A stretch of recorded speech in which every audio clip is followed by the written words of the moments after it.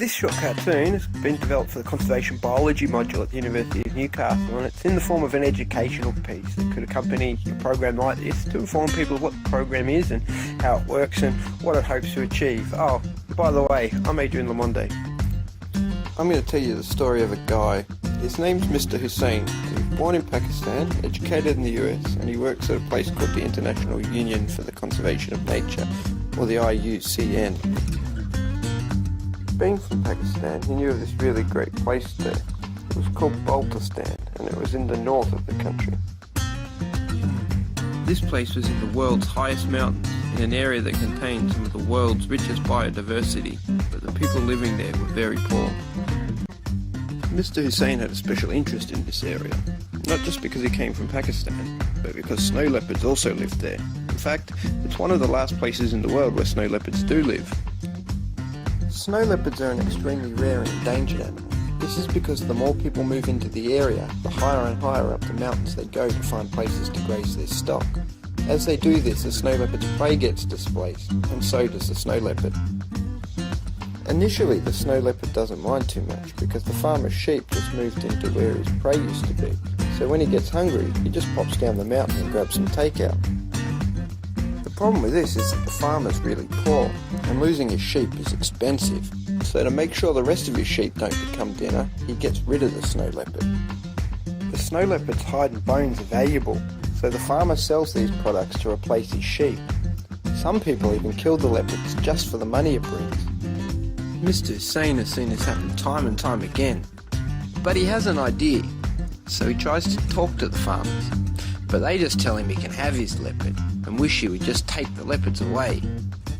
This is because people had been here before, but they just made rules and left, leaving an even more difficult situation in their wake. Mr. Hussain realises that if he is going to fix the situation, then he needs to resolve this conflict between the farmers and the leopard. He also needs more information about the biology and behaviour of the leopard. Some education about the benefits of the leopard would not go astray, and any solution he provides has to be sustainable if it's going to last. So starts Project Snow Leopard. He sets up a program to insure the local sheep against leopard attack, but he still needs to finance this program and educate people about the benefits of conservation. So to do this, he establishes a business that takes tourists out to see snow leopards. It's run by locals, and the profits are split between their income and paying for sheep loss. Finally, he establishes a research program, once again using local labour. He monitors leopard populations via surveys and camera traps, and community attitudes. But this research finds a problem.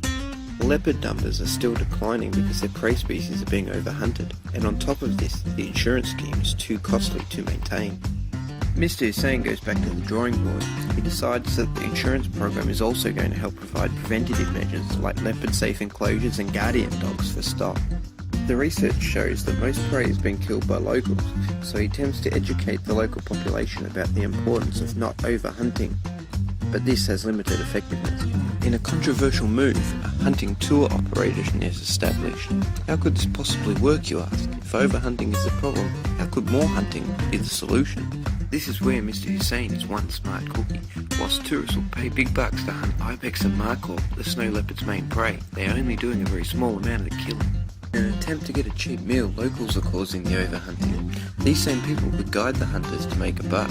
His research shows if given a choice, they would rather eat sheep anyway. He hopes that by making the species important to the locals, they will protect them. It may have sounded contradictory, but it worked so well that ibex and markhor numbers recovered quickly. Some local guides even tried to make insurance claims because leopards took their ibex. That wasn't quite how it was meant to work.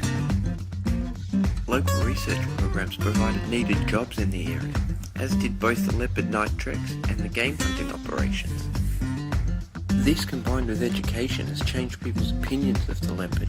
The local people no longer want Mr. Hussain to take his leopards away.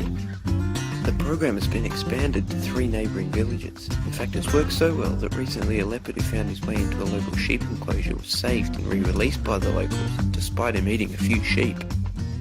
The story of Mr. Hussain and the Snow Leopard Project demonstrates why it's so important that conservation biology programs treat humans as part of the ecosystem, are adaptive and respond to changing and uncertain conditions, take a transdisciplinary approach, are not overly prescriptive, and allow for resilient and inclusive solutions. Created using Powtoon.